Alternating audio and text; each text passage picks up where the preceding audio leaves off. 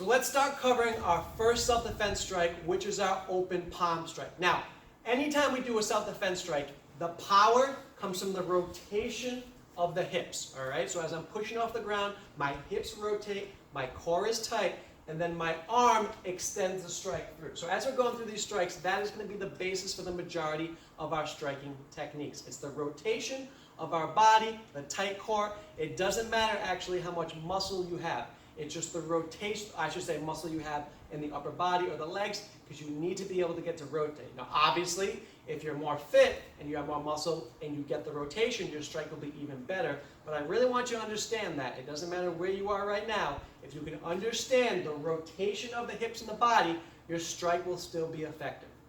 So let's move on to that open palm strike. So the cool thing about the open palm strike is I'm already in my self-defense stance like this, and I just use the palm to strike my adversary. Now, what you want to do is make sure you keep your fingers open like this. I don't want to close them because I don't want to jam up my joints. All right, so I keep my open palm just like this. The open palm uses the hips, and I rotate through my adversary. So every time I'm striking, I'm going through him as if he's not even there. Okay, and this will set up a lot of other strikes as we go further. So from here, my open palm strike uses my palm to strike through my adversary. Now this is a very versatile strike.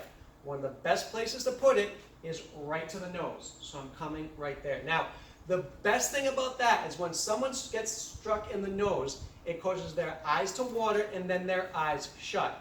If their eyes shut, they can't see me. So if they can't see me, they can't hurt me. So now we're learning how to put all our self-defense skills together in a nice box. So I'm coming in here, bang. Now, if I did that correctly, his eyes water, his nose will bleed, his eyes shut, I'm just going to run away. I can do other strikes, but now we're getting into real self-defense. So our open palm strike can be used to the nose, can be used to the chin. If I'm behind, my open palm strike can be used to the groin. And if I'm in front here, I can also use my open palm strike to turn the face. So I can use my open palm strike in a lot of ways. I want to make sure that I go through my adversary and I don't stop. So now let's look at what the open palm strike looks when you're doing it on a mitt pad. Now these mitt pads can be purchased online. It's just a boxing mitt pad, but it's a great way to train with a partner and not get hurt, but actually use these strikes. And the biggest thing, if you're training with a partner, you want to make sure your partner doesn't hold the mitt pad in front of their face. It won't turn out well. It's probably like a one-strike practice session.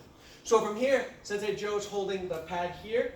I'm in my self-defense stance. My core is tight. I'm just going to work on the rotation. Don't do it fast right away.